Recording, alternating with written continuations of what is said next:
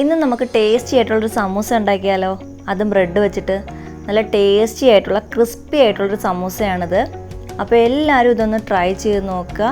നമ്മുടെ ചായയുടെ കൂടെയൊക്കെ കഴിക്കാനായിട്ട് പറ്റിയൊരു സ്നാക്സാണിത്. അപ്പോൾ എല്ലാവർക്കും കിങ് കിച്ചണിലേക്ക് സ്വാഗതം. നമുക്ക് വീഡിയോയിലോട്ട് കടന്നാലോ.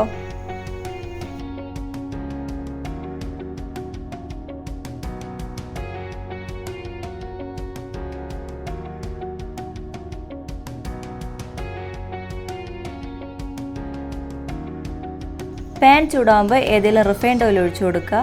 ഇനി ഇതിലേക്ക് ഇഞ്ചി വെളുത്തുള്ളിയും കൂടി ചെറുതായിട്ട് അരിഞ്ഞതാണ് ചേർത്ത് കൊടുത്തിരിക്കുന്നത്. ഇത് നന്നായിട്ടൊന്ന് വഴറ്റിയെടുക്കുക. ഇതിൻ്റെ കൂട്ടത്തിൽ ഞാൻ 2 വലിയ പച്ചമുളക് ചെറുതായിട്ട് അരിഞ്ഞതും കൂടി ചേർത്ത് കൊടുത്തിട്ടുണ്ട്. ഇതും കൂടി നന്നായിട്ടൊന്ന് മൂപ്പിച്ചെടുക്കാം. ഇനി ഇതിലേക്ക് ഞാൻ 1 പിടി സവാളയാണ് ചേർത്ത് കൊടുക്കുന്നത്. സവാളയും കൂടി നന്നായിട്ടൊന്ന് വഴറ്റിയെടുക്കാം. ഇനി ഇതിലേക്ക് ഞാൻ 1 പിടി ക്യാരറ്റ് അരിഞ്ഞത് ചേർത്ത് കൊടുക്കുന്നുണ്ട്.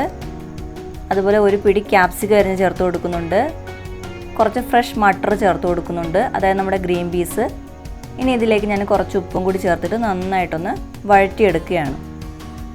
അപ്പോൾ ഈ പച്ചക്കറികളൊന്നും അധികം വെന്ത് പോവേണ്ട ആവശ്യമൊന്നുമില്ല കേട്ടോ. നമ്മൾ ഫ്രൈ ചെയ്യുന്നതല്ലേ, അതുകൊണ്ട് അധികം വെന്ത് പോവേണ്ട ആവശ്യമില്ല.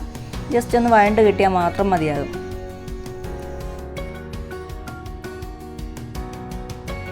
അങ്ങനെ നമ്മുടെ പച്ചക്കറികളൊക്കെ നന്നായിട്ട് വഴണ്ട് വന്നിട്ടുണ്ട്. ഇനി ഇതിലേക്ക് ഞാൻ 1/2 സ്പൂൺ മുളക് പൊടി ചേർത്ത് കൊടുക്കുന്നുണ്ട്, 1/4 സ്പൂൺ മഞ്ഞൾപ്പൊടി ചേർത്ത് കൊടുക്കുന്നുണ്ട്, 1/2 സ്പൂൺ പെരിഞ്ജീരകം പൊടിച്ചതാണ്, അതും കൂടി ചേർത്തിട്ട് നന്നായിട്ടൊന്ന് വഴറ്റിയെടുക്കാം. പൊടികളുടെ പച്ചമണം മാറുന്നതുവരെ നന്നായിട്ടൊന്ന് മൂപ്പിച്ചെടുക്കാം.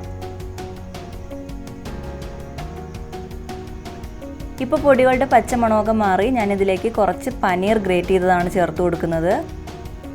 പനീർ കൂടി ചേർത്തിട്ട് നന്നായിട്ടൊന്ന് ഇളക്കി യോജിപ്പിക്കാം. അപ്പോൾ നിങ്ങൾക്ക് വേണമെന്നുണ്ടെങ്കിൽ നമ്മുടെ പൊട്ടറ്റോ ബോയിൽ ചെയ്ത് ചേർത്ത് കൊടുക്കാവുന്നതേ ഉള്ളൂ. നന്നായിട്ടൊന്ന് ഇളക്കി കൊടുക്കാം.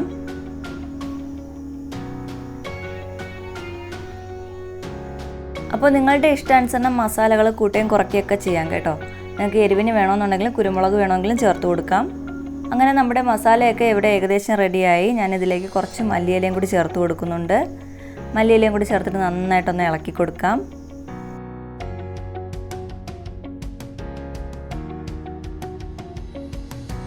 അങ്ങനെ നമ്മുടെ ഫില്ലിംഗ് ഇവിടെ റെഡിയായി. ഇനി നമുക്ക് സമൂസ തയ്യാറാക്കാം. അപ്പോൾ എന്തായാലും ബ്രെഡ് വെച്ചിട്ടുള്ളതല്ലേ, അങ്ങനെ ഞാൻ കുറച്ച് ബ്രെഡ് ഇവിടെ എടുത്ത് വെച്ചിട്ടുണ്ട്. ഇനി ഇതിൽ നിന്ന് ഓരോ ബ്രെഡ് എടുത്ത് നമുക്ക് ഇതുപോലെ ഒന്ന് പരത്തിയെടുക്കാം കേട്ടോ. ഇത് നന്നായിട്ടൊന്ന് പരത്തി കൊടുക്കാം. പരത്തിയതിന് ശേഷം ഇതിൻ്റെ സൈഡൊക്കെ നമുക്കൊന്ന് കട്ട് ചെയ്തെടുക്കാം. ഇങ്ങനെ പരത്തുമ്പോൾ നമുക്കൊരു തിക്ക് ഷീറ്റ് പോലെ കിട്ടും. അതുകൊണ്ടാണ് ഇങ്ങനെ പരത്തിയെടുക്കുന്നത്. ഇല്ലാന്നുണ്ടെങ്കിൽ നമുക്ക് ബ്രെഡിൽ ഡയറക്റ്റായിട്ട് ഇത് വെക്കാൻ പറ്റില്ല. അത് നന്നായിട്ട് പരത്തിയാൽ മാത്രമേ നമുക്കതിലോട്ട് ഫില്ല് ചെയ്ത് വെക്കാൻ പറ്റുള്ളൂ. അങ്ങനെ ഒരു ബ്രെഡ് ഇവിടെ റെഡി ആയിട്ടുണ്ട്. ഇതുപോലെ ബാക്കിയുള്ളതും കൂടി നമുക്കിതുപോലെ തന്നെ ചെയ്തെടുക്കാം. ഇനി ഓരോ ബ്രെഡ് എടുക്കുക. അതിനുശേഷം ബ്രെഡിൻ്റെ 4 സൈഡിലും ഇതുപോലെ നമുക്ക് വെള്ളം തേച്ച് കൊടുക്കാം കേട്ടോ. ഇതുപോലെ നന്നായിട്ട് വെള്ളം ഒന്ന് തേച്ച് കൊടുക്കാം. കാരണം ഇത് നമ്മൾ ഫില്ലിങ് വയ്ക്കുമ്പോഴത്തേക്ക് ഇതൊന്ന് പ്രസ്സായിരിക്കാൻ വേണ്ടിയിട്ടാണ് വെള്ളം ചേർത്ത് കൊടുക്കുന്നത്. ഇനി നമ്മൾ ഇതിലേക്ക് ഫില്ലിങ് വെച്ച് കൊടുക്കുകയാണ് ചെയ്യുന്നത്. ഒരുപാട് വെക്കാൻ പാടില്ല കേട്ടോ, കാരണം ഇത് പൊട്ടിപ്പോകും. അതിനകത്ത് നിൽക്കത്തക്ക രീതിയിലുള്ളത് മാത്രം വെച്ച് കൊടുത്താൽ മതി. ഇപ്പോൾ ഫില്ലിംഗ് ഒക്കെ വെച്ച് കൊടുത്തിട്ടുണ്ട്. ഇനി ഇതുപോലെ നമുക്കൊന്ന് നന്നായിട്ടൊന്ന് മടക്കി പ്രസ് ചെയ്ത് കൊടുക്കാം കേട്ടോ.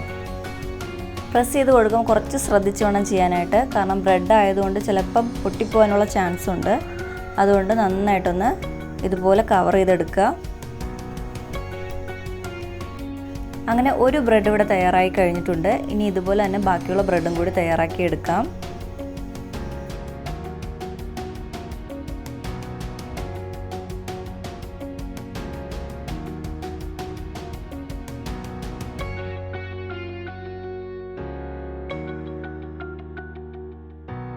അപ്പോൾ നമ്മുടെ ബ്രെഡെല്ലാം ഇവിടെ റെഡിയായി കിട്ടിയിട്ടുണ്ട്. ഇനി നമുക്കതൊന്ന് ഫ്രൈ ചെയ്തെടുക്കാം. എണ്ണ നന്നായിട്ട് ചൂടായതിന് ശേഷം നമുക്ക് ഓരോ ബ്രെഡും ഇതുപോലെ ഇട്ട് ഫ്രൈ ചെയ്തെടുക്കാവുന്നതാണ്. വളരെ പെട്ടെന്ന് തന്നെ ഫ്രൈ ആയി കിട്ടും. അധികം താമസമൊന്നുമില്ല. 1-2 മിനിറ്റ് മതിയാകും കേട്ടോ അതൊന്ന് ബ്രൗൺ ആയി കിട്ടാനായിട്ട്.